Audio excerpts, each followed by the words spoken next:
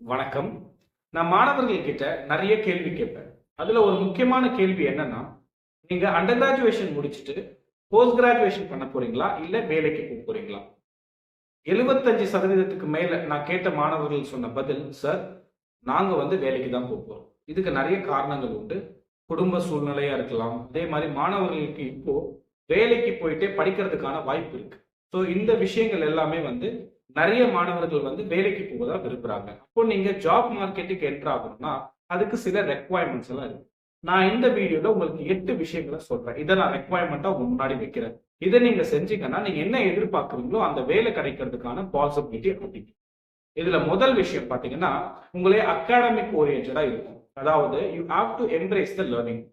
கிளாஸ்ல பாடம் நடத்துறாங்கன்னு வச்சுக்கோங்க. இப்ப நோட்ஸ் குடுக்குறாங்க அப்படின்னா, I am strictly against it. அந்த நோட்ஸ நீங்க எழுதுங்க, படிங்க, வாட் எவர் இட் இஸ். ஆனா கிளாஸ்ல ஒரு டிஸ்கஷன் நடக்கும். கண்டிப்பா. ஏதோ ஒரு டாபிக் பத்தி தான் பேசுறாங்க. ஒரு ஃபேக்கல்டி. அந்த டாபிக்கு அந்த ஆசிரியர் என்ன சொல்றாரு அப்படின்றத முழுமையா உள்வாங்குங்க. உங்களுக்கு அது புரியல அப்படின்னா இன்டர்நெட் இருக்கு. அதுல கத்துக்கோங்க. அவர் சொன்ன விஷயம் சரியா உங்களுக்கு இன்னும் பெட்டரா நெறைய கேள்விகள் இருக்கலாம் இல்லையா? இல்ல அவர் சரியா நடத்தாம கூட இருக்கலாம். எந்த காரணமா வேணா இருக்கலாம். அத நீங்க ஒரு கேஸ் ஸ்டடி பேஸ்ல நீங்க இப்ப இந்த சாட் ஜிபிடி, ஜெமினி எல்லாம் வந்துச்சு இல்லையா? அத யூஸ் பண்ணி கத்துக்கோங்க. இந்த லேர்னிங்க ஃபர்ஸ்ட் நீங்க அக்செப்ட் பண்ணிக்கணும். யாரோ நம்ம மேல நமக்கு ஏதோ ஒரு பர்டன் குடுக்குற மாரி நீங்க எடுத்துக்கக்கூடாது. அந்த மைண்ட் செட் ஃபர்ஸ்ட் கொண்டு வரணும். அதாவது உங்களுடைய காலேஜ் வாழ்க்கையில அகாடமிக் ஓரியன்டடா இருக்கிற விஷயங்கள், முக்கியமான அகாடமிக் ஓரியன்டடா இருக்கிற கான்செப்ட்ஸ் எல்லாத்தையுமே ஃபண்டமெண்டல் நீங்க ஸ்ட்ராங்கா இருக்கணும். இது முதல் விஷயம். இது எல்லாருமே எதிர்பார்க்குறாங்க. இது யாரோ ஒரு ஃபேக்கல்டி அவரோட சப்ஜெக்ட்ல உங்கள பாஸ் பண்ண வைக்கிறதுக்காகவோ, இல்ல நீங்க உங்களோட அகாடமிக் ஸ்கோர்க்காகவோ கிடையாது. நீங்க ஜாப் மார்க்கெட்டுக்கு போகும்பொழுதும், உங்களுடைய அகாடமிக் பேக்ரவுண்ட் ஸ்ட்ராங்கா இருக்கணும். ஃபண்டமெண்டல்ஸ்ல நீங்க ஓரளவுக்கு புரிதலோட இருக்கணும். இதுதான் இருக்கிறதுலே கசப்பான விஷயம். போரிங்கும் கூட. நான் 2வது விஷயமா ஒரு ஜாப் மார்க்கெட்ல உங்ககிட்ட அவங்க என்ன எதிர்பார்க்குறாங்கன்னா, சாஃப்ட் ஸ்கில். அதாவது இங்கிலீஷ்ல பேசுறது ஒரு சாஃப்ட் ஸ்கில். நீங்க எல்லாருமே டீம்ல தான் வொர்க் பண்ண போறீங்க. ஞாபகம் வச்சுக்கோங்க. இண்டிவிஜுவலா பெரிய அளவுக்கு உங்களோட பெர்ஃபார்மன்ஸ் இருந்தா கூட, you are going to be a part of the team are you are going to contribute to the team. அப்போ நீங்க ஒரு டீம் பிளேயரா இருக்கணும். இதுவும் ஒரு சாஃப்ட் ஸ்கில் தான். எப்படி பேசணும் அப்படின்றது ஒண்ணு இருக்கு. மொழி கிடையாது, தன்மை. அதுவும் சாஃப்ட் ஸ்கில். இந்த விஷயங்கள் எல்லாம் நீங்க காலேஜ் படிக்கும்போது கத்துக்கணும்.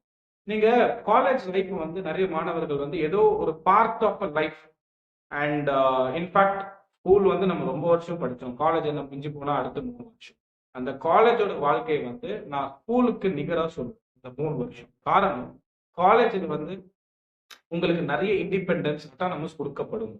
நீங்க அத சரியா பயன்படுத்தி நீங்க உங்கள மோல்ட் பண்ணீங்கன்னா, உங்களுக்கு வேலை கிடைக்கிறதுக்கான வாய்ப்பு அதிகம். அதே மாரி நீங்க போஸ்ட் கிராஜுவேஷன் படிக்கிறேன்னு நெனச்சீங்கன்னா, நல்ல இன்ஸ்டிடியூஷன்ல போறதுக்கான அடித்தளத்த உங்க அண்டர் கிராஜுவேஷன் படிப்பு தான் ஏற்படுத்தி தரும். சோ அதனால தான் நம்ம சொல்றது, நீங்க உங்க சாஃப்ட் ஸ்கில்ல நீங்க என்ஹான்ஸ் பண்ணணும். நெறைய பேர் கிட்ட பேசுங்க. ஃபர்ஸ்ட் திங் இதுல என்ன சார் பேசிக் அப்படின்னா, நெறைய பேர் கிட்ட பேசுங்க. நியூஸ் படிங்க. நீங்க போயிட்டு ஏதோ நியூஸ் பேப்பர வாங்கிட்டு டெய்லி எல்லாம் படிக்க வேண்டாம். அந்த கன்சிஸ்டன்சி பசங்க இப்ப கொஞ்சம் பிஸி, கஷ்டம் தான். மொபைல் ஃபோன் இருக்கு இல்லையா? இன்ஷாட்ஸ் மாரி ஏதாவது ஒரு ஆப் எடுத்துட்டு சும்மா அப்படியே பார்த்துட்டே இருங்க. என்னென்னலாம் நியூஸ் சொல்றாங்க அப்படின்னு. இங்கிலீஷ்ல படிங்க, தமிழ்ல படிங்க. இன்ஃபர்மேஷன் தெரிஞ்சுக்கோங்க. ஆப்போசிட் ஜெண்டர் கிட்ட பேசுங்க. வெளியில போங்க. மால், பார்க், பீச் இந்த மாதிரி பப்ளிக் பிளேஸ்க்கு போங்க. மக்கள் எப்படி பிஹேவ் பண்றாங்க, ரியாக்ட் பண்றாங்கன்னு பாருங்க. இது எல்லாமே உங்களுக்கு சாஃப்ட் ஸ்கில்ல டெவலப் பண்ணும். வீட்ல உட்காந்துட்டு வீடியோ கேம்ஸ விளையாடுனீங்கன்னா, உங்களுக்கு வெளியில என்ன நடக்குது அப்படின்றது தெரியாது. வெளியில நடக்கிற விஷயங்களுக்கு எப்படி ரியாக்ட் பண்ணணுன்றதும் தெரியாது.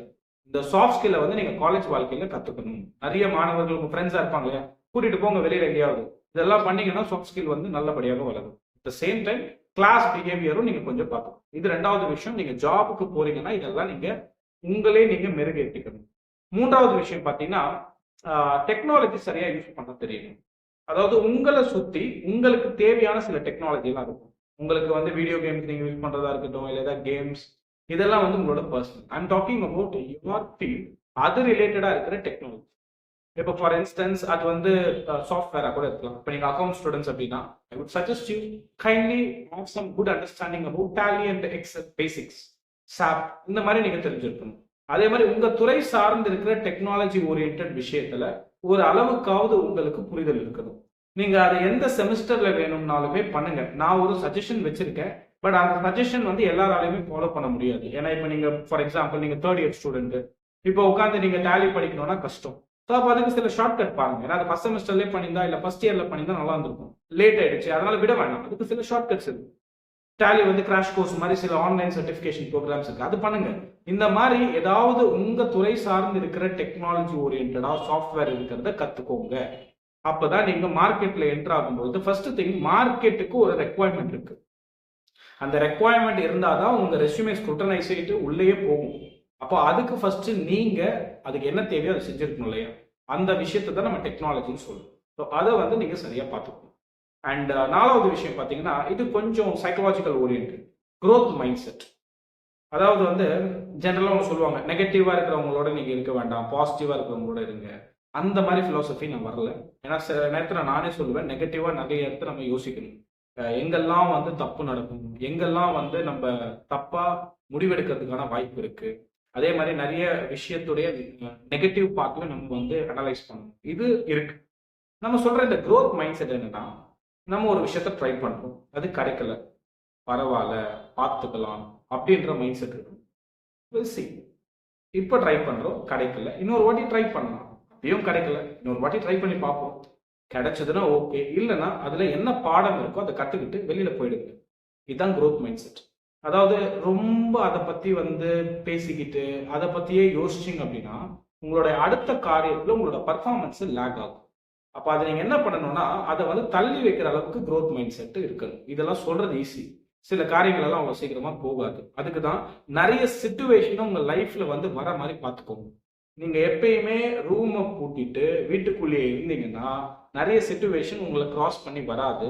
அதனால உங்களுக்கு ஒரு சின்ன இன்சிடென்ட் வந்தா கூட அது பெருசா தெரியும். வெளியில போங்க, 4 பேர்கிட்ட பேசுங்க, சில விஷயங்கள் ட்ரை பண்ணுங்க, அதுல தப்பு பண்ணுங்க, அதுல இருந்து பாடத்தை கத்துக்கோங்க. இந்த மாதிரி அப்போதான் ப்ராப்ளத்துக்கு எப்படி ரியாக்ட் பண்ணணுன்றதும் தெரியும், ஒரு growth மைண்ட் செட்டும் வளரும். அப்போ அதுக்கு வந்து நீங்க என்ன பண்ணணும்னா நிறைய விஷயத்துல உங்களுடைய பார்ட்டிசிபேஷன் இருக்கணும். காலேஜ்ல இருக்கீங்கன்னா நிறைய ஈவெண்ட்ஸ் பார்ட்டிசிபேட் பண்ணுங்க, வெளி காலேஜுக்கு போங்க. அதுக்கப்புறம் ஒரு ஈவெண்ட் ஆர்கனைஸ் பண்ணும்போது என்னென்ன தப்பு நடக்குதுன்னு பாருங்க. படிக்கும் பொழுது அந்த கான்செப்டை உங்க ஃப்ரெண்ட்ஸ் முன்னாடி ப்ரெசென்ட் பண்ணுங்க. தப்பு பண்ணுவீங்க, கத்துக்கோங்க. இந்த மாதிரி விஷயத்துல இருந்து ஆரம்பிச்சாதான் நாளைக்கு வாழ்க்கையில பெரிய விஷயங்களுக்கு இது உபயோகமா இருக்கும், ஒரு அடித்தளமா இருக்கும்.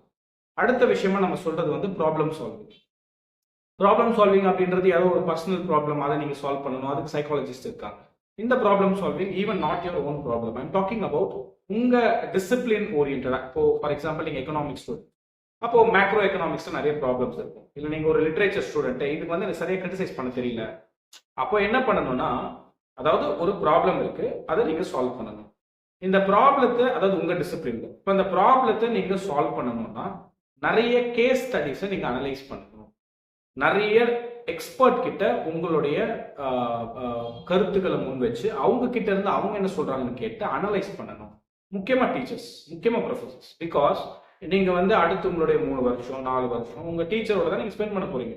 நல்லா யூட்டிலைஸ் பண்ணிக்கோங்க. எல்லாமே வந்து டீச்சருக்கும் ப்ரொஃபஸருக்குமே தெரியாது. இன்ஃபேக்ட் எங்களுக்கு நிறைய விஷயம் தெரியாது, நிறைய விஷயங்கள், நிறைய தப்பு பண்ணுவோம். கிளாஸ்ல ப்ரெசென்ட் பண்ணும்போது நம்ம ஒரு டேட்டா ஒரு ஃபேக்ட் சொல்லுவோம், அப்புறம் யோசிச்சு பார்த்தா இது 3 வருஷம் பழைய டேட்டாவாச்சுன்னு அந்த நம்ம ரெஸ்ட் எடுக்கிற நேரத்தில் சும்மா அப்படியே பார்த்துட்டு இருக்கோம் இல்லையா? பார்க்கும்போது ஐயோ இதை சொல்லிட்டோமே, இப்படிலாம் நடக்கும். தப்பு எல்லாரும் பண்ணுவாங்க. ஆனா அந்த தப்பை பண்ணதுக்கு அப்புறம் ரியலைஸ் பண்ணி இது தப்புன்றதை உணர்ந்து அதை மாற்றணும். யார்கிட்ட சொல்லணுமோ அவங்க கிட்ட போய் சொல்லணும். Because we are all human beings, we make errors. ஆனா அந்த மைண்ட் செட் இருக்கணும். இப்போ the thing is the problem solving. நிறைய ப்ராப்ளம்ஸ் நம்மளை சுற்றி இருக்கு. உங்க டிசிப்ளின் ஓரியன்டா நிறைய ப்ராப்ளம்ஸ் இருக்கு. இன்னும் லாஜிஸ்டிக் சரியா இல்லை. இப்போ கூட பாருங்களேன், ஷேர் மார்க்கெட்ல அவ்வளோ ப்ராப்ளம்ஸ் போயிட்டு இருக்கு, எக்கனாமிக் கிரைசிஸ் போயிட்டு இருக்கு, பங்களாதேஷ்ல இஷ்யூ இருக்கு.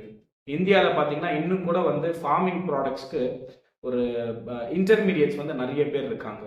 இன்னும் ஃபார்மர்ஸ் கஷ்டப்படுறாங்க, அன்எம்ப்ளாய்மெண்ட் இஷ்யூஸ் இருக்கு. இதெல்லாம் எக்கனாமிக்ஸ். நான் என்ன பண்றது? உங்க டிசிப்ளின்ல பாருங்க. இப்போ ஒரு கம்பெனி எடுத்துக்கோங்க, சேல்ஸ் நல்லா இருக்கு, ஆனா வந்து due to competitors there's a chance that this company sales might decline. இப்போ இதை எப்படி அட்ரஸ் பண்ணுவீங்க சார்? அப்போ நிறைய பணத்தை தூக்கி R&Dல போடலாம் சார். R&D போட்டு நம்ம காம்படிட்டரை விட பெட்டரான ப்ராடக்ட் கொடுக்கலாம். இந்த மாதிரி சம்திங் லைக் தட் ஸ்மால். இந்த மாதிரி விஷயங்களை வந்து யூ ஹேவ் டு அனலைஸ். இந்த ப்ராப்ளம் சால்விங் தான் நான் உங்ககிட்ட எதிர்பார்க்கிறேன். அதாவது யாருன்னா நான், not just me but also the companies. ஏன்னா கம்பெனியை பொறுத்த வரைக்கும் சார் எடுத்த உடனே எனக்கு என்ன ஒரு கம்பெனியோட ப்ராப்ளம் சால்வ் பண்ற அளவுக்கு பொசிஷன் கிடைக்க போகுது.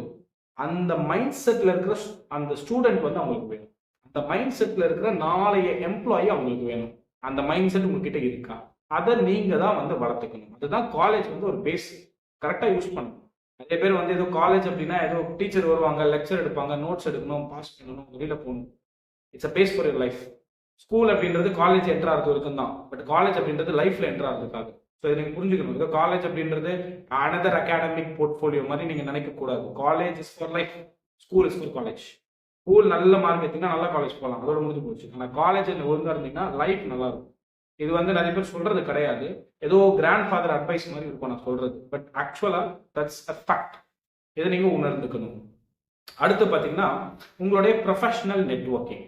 ப்ரொஃபஷனல் நெட்வொர்க்கிங்ன்றது உங்க துறை சார்ந்து இருக்கிற நபர்களுடைய உங்களுக்கு நெட்வொர்க்கிங் இருக்கணும். இதை நீங்க எங்க இருந்து ஆரம்பிக்கணும்? உங்க ஃப்ரெண்ட்ஸ் கிட்ட இருந்து ஆரம்பிங்க.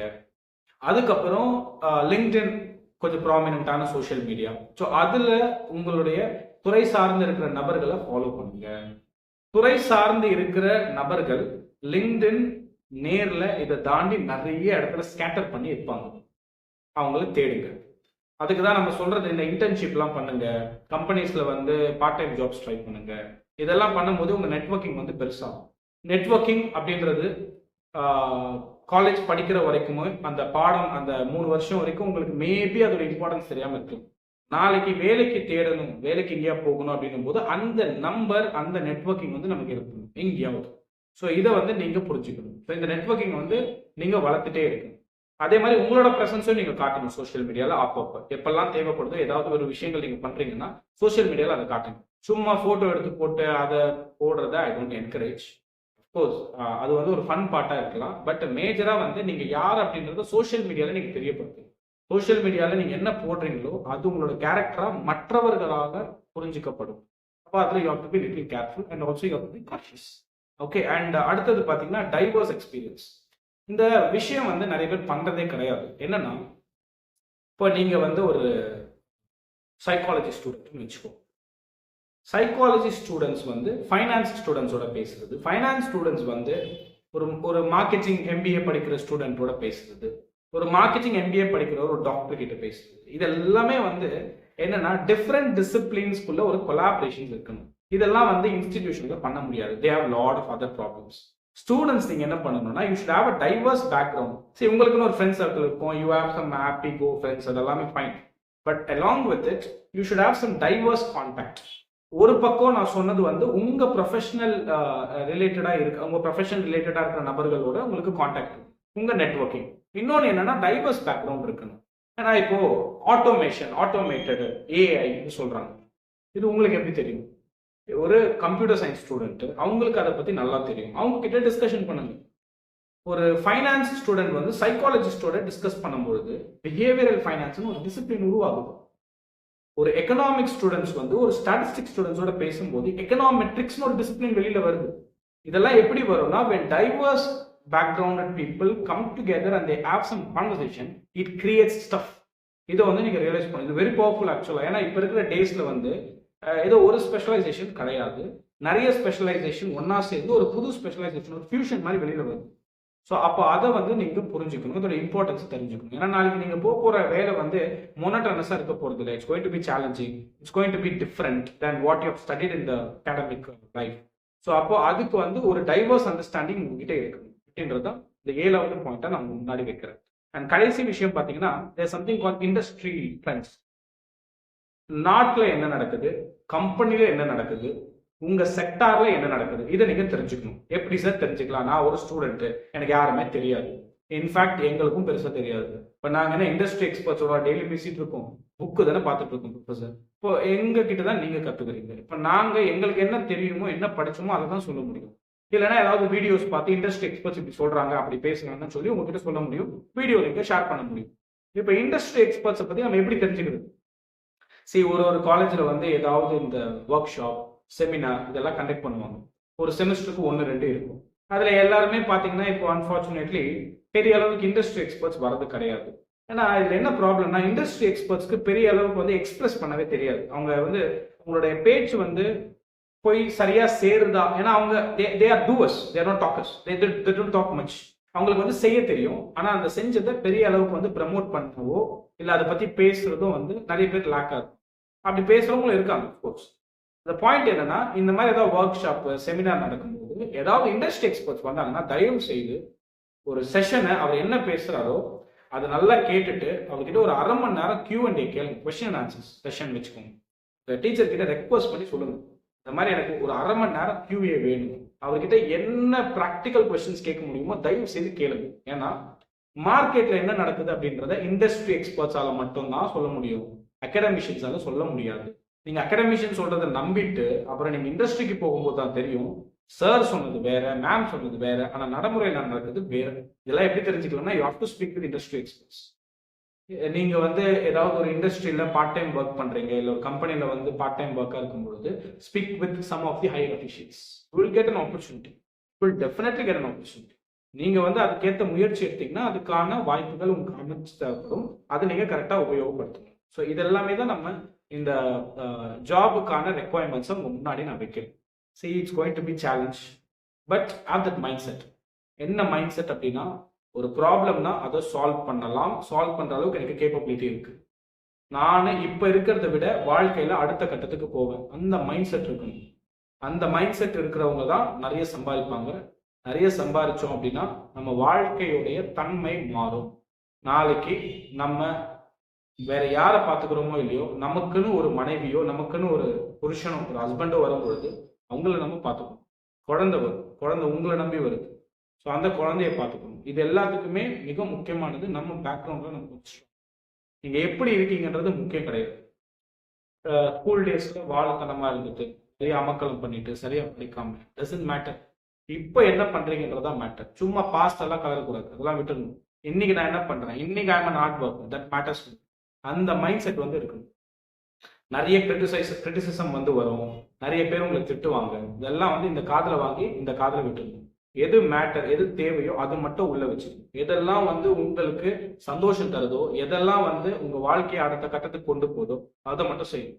ஸோ அந்த மைண்ட் செட் வந்து இருக்கும் பொழுது மட்டும்தான் நீங்க ஜாப்ல கரெக்டா பெர்ஃபார்ம் பண்ணுவீங்க, அந்த மார்க்கெட் உங்களை அழகாக கேப்சர் பண்ணிக்கும். ஸோ அது உங்ககிட்ட நீங்க வளர்த்துக்கணும். ஓகே, ஸோ வீடியோ பிடிச்சிருக்கும்னு நினைக்கிறேன். வீடியோ பிடிச்சிருந்ததுன்னா please to share. And also இந்த வீடியோவில் ஏதாவது ஒரு விஷயத்தை நீங்கள் ஆட் பண்ணணும்னு நினச்சிங்கன்னா கமெண்ட் செக்ஷன். நன்றி.